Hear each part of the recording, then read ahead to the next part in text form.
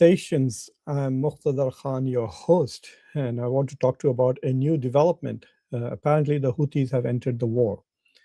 The Houthis have targeted Israel. They've launched a ballistic missile at Israel, which was blocked, and Israelis have confirmed that Houthis are already part of this war.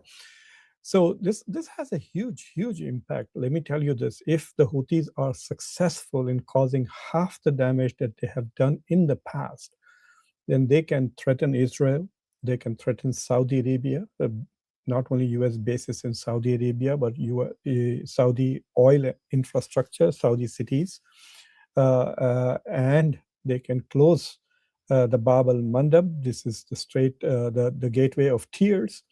And let me show you the geography of this region before, for those of you who may not have recalled it recently, to give you an idea of how critical it is. So if you look at this Middle East, this is the Hormuz Strait, this is Iran, and the Houthis are in Yemen, which is here. And this is another choke point. So right now, Iran has shut the Hormuz Strait of Hormuz right here. And so what is critical about this map is that if you look at another map, let me show you. This is Saudi Arabia and UAE. So the Strait of Hormuz is obviously critical because 20% of all of the world's oil consumption goes through that on a daily basis. Nearly 150 ships, about 20 million barrels a day go through that. About 20 to 25% of the world's daily consumption of oil and natural gas flows through the Strait of Hormuz, and 90 to 95% of that has been blocked by the Iranians. But if you look at UAE, it has built a pipeline through Habsha Fujairah pipeline. The purpose of this pipeline was to bypass the Strait of Hormuz, and it has about 1 to 2 million barrels per day.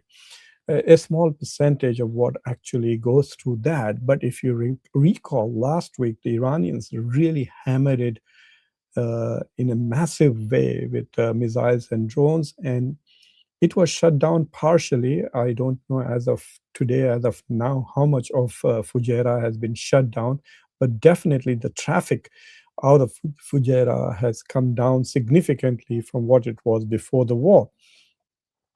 And then the Saudis have a pipeline which goes all the way to Yanbu on Red Sea. Now, this is a very important pipeline because about 5 to 7 million barrels a day of oil goes from here. And so it can go through the Suez Canal, it can go to Europe and the West, and then through the Red Sea and to the Indian Ocean. So a lot of, or shall we say, a significant amount of Saudi oil, which would have from oil fields around here, which would have gone through the Strait of Hormuz from the Persian Gulf onto the Indian Ocean, part of it is now being diverted, so about 4 to 7 million barrels per day. But now you have this huge crisis that if the Houthis are able to shut down Bab al-Mandab Strait, which is right here, this is just as tight bottleneck. It looks even thinner on this map than the Strait of Hormuz. If the Houthis are able to threaten and stop the ships from getting here, then the connection between the Indian Ocean and Europe is done, because Suez Canal will become irrelevant. Egypt will lose millions and millions of dollars that it charges on a daily basis. And what is also interesting is that it also opens up many strategic points in Saudi Arabia to Yemeni attacks. So this could probably bring Saudi Arabia into the war rather than just being a defensive country. Saudi Arabia could become offensive on this, and this is the biggest danger. But if the Houthis are temporarily, even for a week or two, able to control this, it's going to have a devastating impact. This morning when I was doing a show, I had checked the price of Brent oil. It was about 106, and I was wondering as to how it went down. And then we started hearing this news that the Houthis had joined the war, and then suddenly you find that the price of Brent oil is back at $115. That is huge. Going up by $10, it can cause billions of dollars of losses to many countries like Japan, South Korea, India, and others who depend on oil coming from the Gulf countries. This is also going to have a long-term impact on the region because more and more countries are going to seek diversification. They will try to reduce their dependence on the Gulf oil, which means that the Gulf countries will be selling less in the long term. But let me show you something which is interesting. So if you look at this, the Hormuz bypass gaps. So what was happening is that the global choke point, that is, 20 million barrels per day was going through the Hormuz. And then the Saudi Arabia's east-west pipeline was about 3.5 to 4, you can see here, million barrels per day. And then you had the Fujairah bypass. There's another one with the Iraqis. So this takes billions of dollars of investment to create these pipelines. And so the Saudis had invested, and it helped them a lot. But now, unfortunately, you will find that that even that will be shutting down. So what is happening to these countries is two. One, they are under attack, and the Saudis were attacked today very brutally by the Iranians. And the Iranians basically did not hit the Saudis, they hit an American base in Saudi Arabia, a base from which US fuels, planes which provide fuels, and AWACS which provide radar, and for the attack. So in that sense, Saudi Arabia is allowing US and Israel to attack Iran from its soil. There is no doubt about it. Yes, the Saudis are not attacking, but they are allowing their bases to be used by US, at least the US. We don't know if there's if those fueling jets, whether they are fueling Israeli jets or not. Somebody must be fueling Israeli jets if they're coming and attacking so deep into Iranian territory. So the Saudis, if they wanted to stay out of this fight, they should have clearly told the Americans that you can't use the bases in our countries. But all of these countries have allowed Americans to use their bases. So claiming that they are entirely innocent in this war, I don't think is entirely true. And unfortunately, they do have to understand that Iran has absolutely zero capacity to hit the United States. I've been telling people that not even a little pebble has been thrown on the US territory by Iran. It cannot. We are just outside the reach of their missiles or their drones or whatever.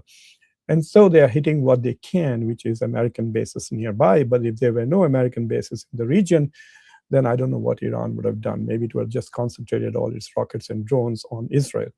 So in that sense, these countries, by taking a large number of hits themselves, are also providing protection to Israel. So it's ironic that the Saudis and the Qataris and the Bahrainis and the UAE and all of these, by taking away a share of the missiles and drones that Israel is launching upon themselves, they are indirectly acting as a shield for the Israelis. Quite ironic. I wonder whether they have realized that and whether they appreciate that situation in which they find themselves. But this is a very fascinating thing. If you remember that in the early days of the war, I had talked about how Iran basically has two arms. One is its proxies, the Hezbollah, the Houthis, and Hamas is not exactly an Iranian proxy, but they have other militias in Iraq, mostly Shia militias across the region. And then his second arm was his ballistic missile and drone program. And the US and Israel had managed to essentially, attack and reduce the ability of both Houthis as well as Hezbollah to attack. So last year, we saw devastating attacks on Lebanon by Israel. And we thought that after the death of Nasrallah, Hezbollah would not remain a factor at all. So when this war started in the beginning, neither Hezbollah joined the war nor Houthis, at least in the first week. So it appeared that the US and Israel had cut off one arm of Iran, and now they were out to destroy the other arm, which was its ballistic missile and drone stockpiles and infrastructure such as factories, launchers, storage houses, etc. So they were basically trying to destroy Iran's other arm, which was its reach. But now suddenly you find that Israel has to wage a war in Lebanon, and soldiers are beginning to die there. So Hezbollah is still alive, still shooting rockets into Israel, still fighting. And now suddenly Houthis have come alive. That is something it's difficult to understand. Is this some Iranian strategy to hold back Houthis? So for example, Iran took all the hits, and so Houthis have basically survived for 4 weeks without being targeted by US or Israel. And now I guess they're in the last 1 month or whatever, they must have recovered and now they are ready to join the war. It could also be a sign that Iran is getting more and more desperate and is telling its proxies, look, you have to get it, it's now or never. So if Iran ceases to exist, I'm sure the Houthis will simply run out of supplies, and then UAE and Saudi Arabia can then come in and crush the Houthis and bring about regime change in Yemen. So I don't understand what the logic is. Is it a strategic move to hold the Houthis back and bring them back in after the world has experienced what the closure of the Strait of Hormuz can do to the world's economy and the global energy markets? And now with the advent of the Houthis, this is going to increase. So we are going to see not just 20% of the oil and gas supply cut off to the world. This could be 30 to 35% of it, like 1/3. And if the Houthis hit a tanker or two in the next few hours or a few days, I can tell you that the price of oil is going to probably go over 120, 130. There are some analysts who are predicting 150 to 170. They're also predicting that if the war ends, it's not necessary that the oil will go down to 65 as it was before the war. What might happen is that it may just stay stabilized at 85 to 90, and that could have a huge impact on the growth rates, on the GDPs of many countries. So this is bad news for everybody. And Donald Trump, I don't know when Mr. Trump is going to realize that he has royally fucked up on this issue. Really, there's no way. I don't think he envisaged this. And I hope that Donald Trump remembers who advised him to enter this war and what they told him about it. Oh, please, let's go in. We will shock and awe Iran. And then the Iranian public will rise. 90% of the Iranians are against the regime. And then we will install a king who will bow to Israel and will do whatever is in the interest of Israel. In fact, the purpose of this king of Iran will be only to serve Israel and nothing else, like Mike Huckabee, like Donald Trump, for example. We will have a head of state whose sole purpose seems to be to advance Israeli interests in the Middle East. So perhaps he listened to that argument. Did he envisage that this war would continue into weeks? That would it have a global impact?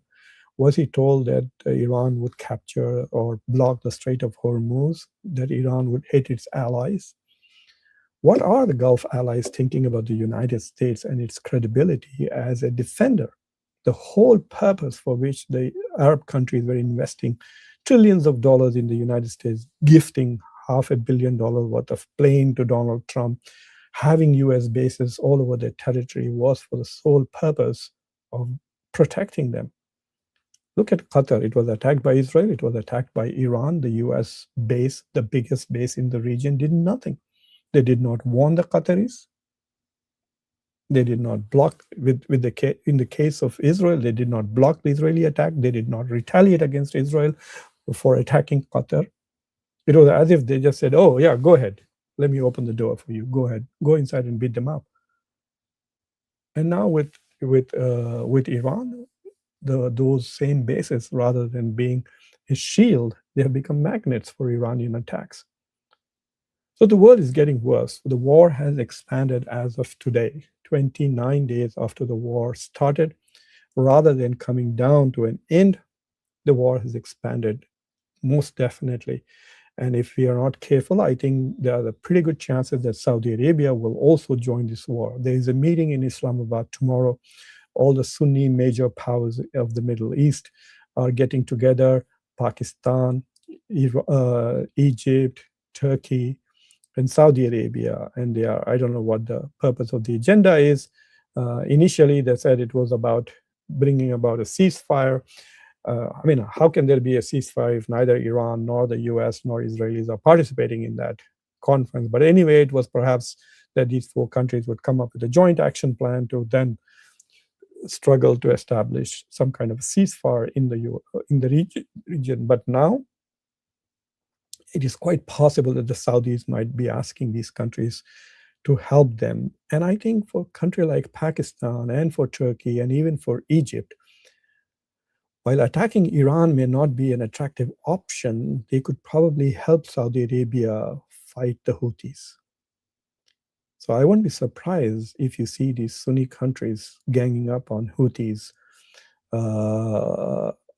And so in that sense, for if you're a Pakistani or a Turkish or an Egyptian leader, you're thinking, well, we're helping the Saudis, and we're also not attacking Iran. So I think in a way, the Houthi intervention might help out these countries which are under so much pressure by the Saudis to do something to protect them. And of course, one thing, I don't know when the Arab countries and the rest of the world will realize is that the modern warfare, while appearing to be very destructive, is actually quite useless. Donald Trump told us that he had obliterated Iran's nuclear capabilities. And then within 9 months, he had to go on such a big war to obliterate what was already obliterated. We thought that the Houthis were done. America came up with this big, massive coalition of 6 to 8 countries to attack the Houthis, and they were done.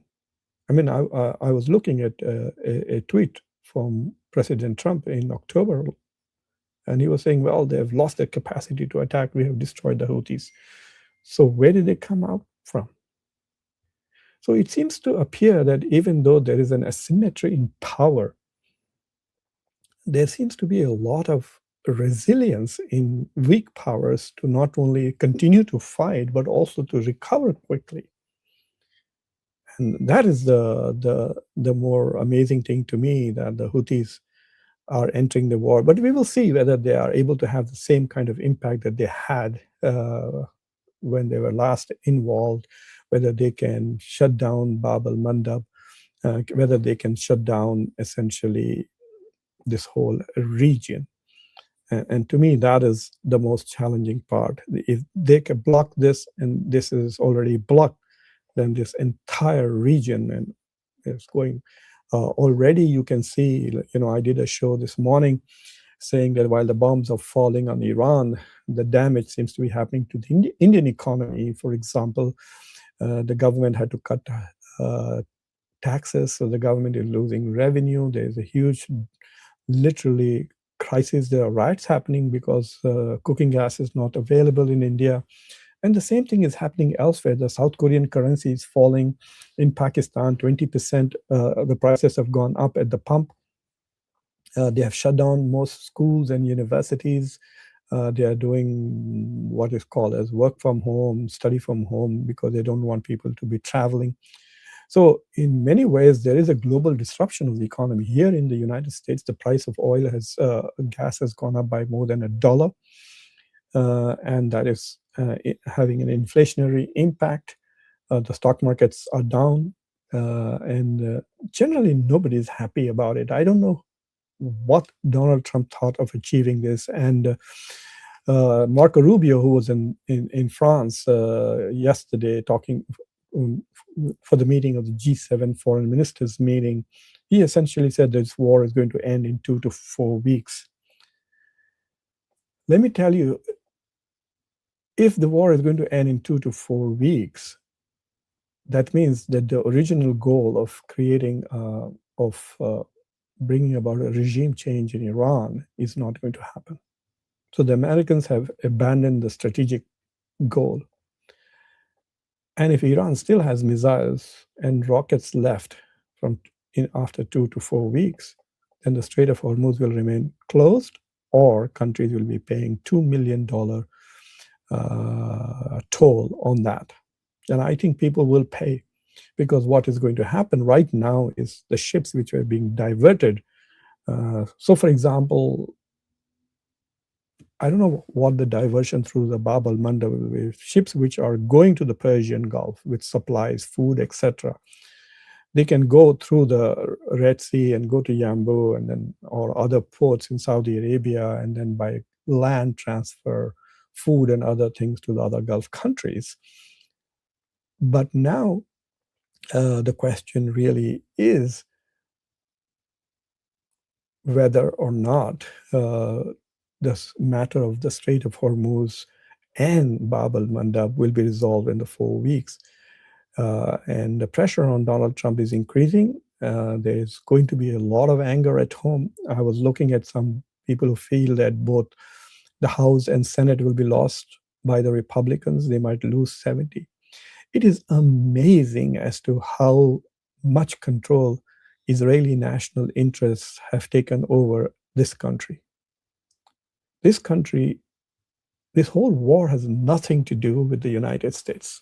Absolutely nothing. I was listening to an interview with Mike Huckabee, and he was saying, "Oh, look at all the problems that Lebanon is causing on our border." And Tucker Carlson had to remind Mike Huckabee that the United States of America does not share a border with Lebanon.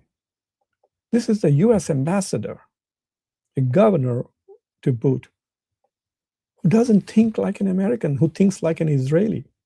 And these are the people who are in charge of American foreign policy and American power. They have completely internalized the national interests of Israel, and there is no room for the national interests of the United States. So you have this country, no wonder that they might lose elections come November. But they're also not realizing the enormous damage that they're doing to the global economy.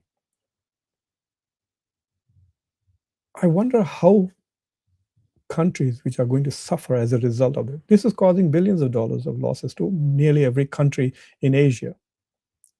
Are they going to be very happy about this? And be, oh my God, we love Israel. Our GDP declined by 2% because of their war, because they want to dominate the Middle East, because they want to kill Palestinians, because they do not want to allow the creation of a Palestinian state, because they want to expand settlements in West Bank and Gaza. We are so damn thrilled that we lost a GDP growth, we lost billions and billions of dollars in increased oil prices, etc. I just don't know what to make of these morons in Washington. Okay. If you look at our Secretary of War, I sometimes think whether it is possible to have negative IQ. That man is so profoundly dumb. It's unbelievable. And to think that he's making unilateral decisions on strategies. Apparently, Donald Trump now takes phone calls from reporters during meetings with generals. So I think this whole thing is an absolute mess.